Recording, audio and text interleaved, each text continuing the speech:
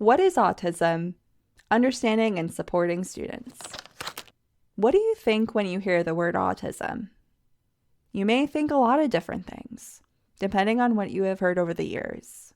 In this video, we'll cover what autism is and discuss effective strategies for educators and professionals to support autistic students.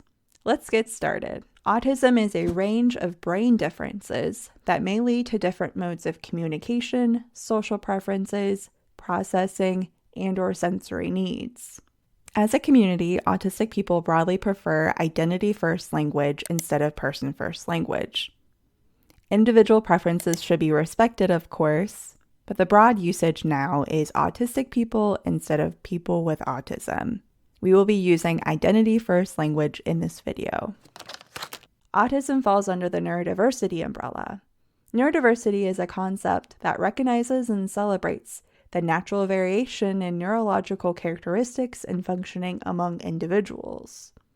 It acknowledges autism, as well as ADHD, dyslexia, and others, as part of a normal range of human brain diversity. Neurodiversity affirmation promotes the idea that brain differences should be respected, valued, and accommodated, allowing individuals to fully participate in society on their own terms. It emphasizes acceptance, understanding, and the creation of inclusive environments that support the diverse needs and strengths of neurodivergent individuals, including autistic students.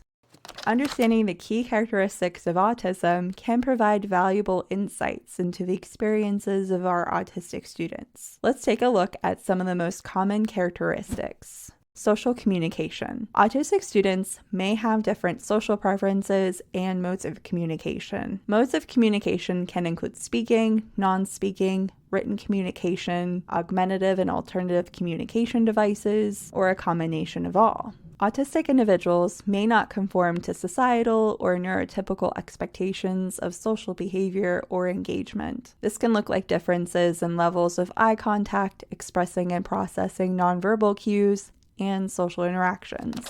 Behavior. Autistic individuals often have specialized focused interests or passions in specific topics. An autistic student's interests are meaningful and provide space for them to explore and engage in the world around us. Autistic students may experience differences in processing, especially around processing new information and/or changes. A disruption to an expected routine can be very challenging to navigate.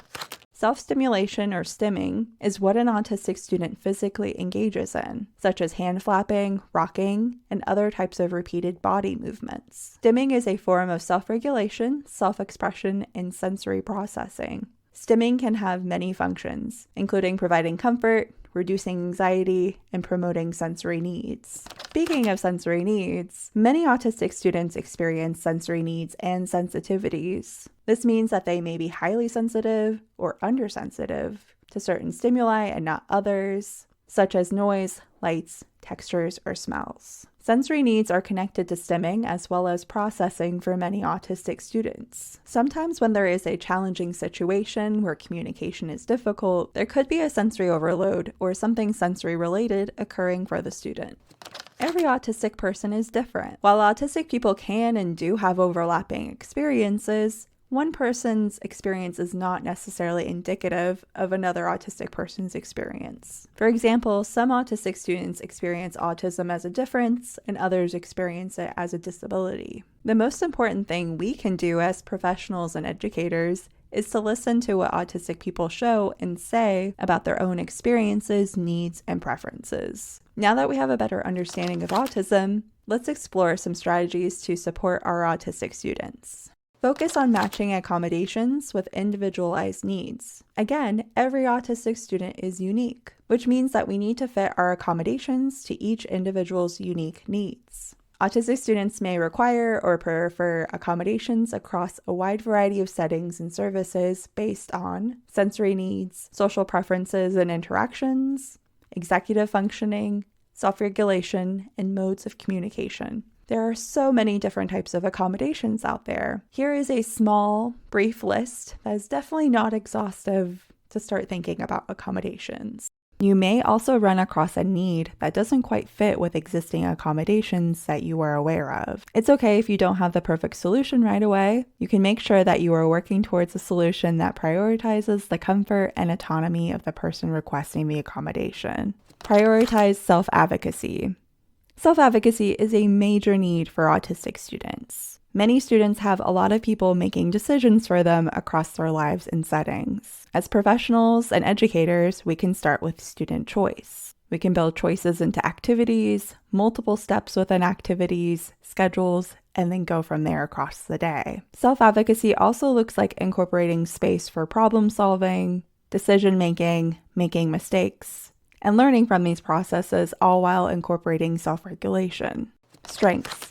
Supporting self-awareness around strengths is very important too. Autistic students may hear a lot about deficits and what's wrong with them all the time. A recent study from autistic adults found that they did not know their strengths in comparison to their neurotypical peers. This is something we can start building into discussions in our work as educators and professionals.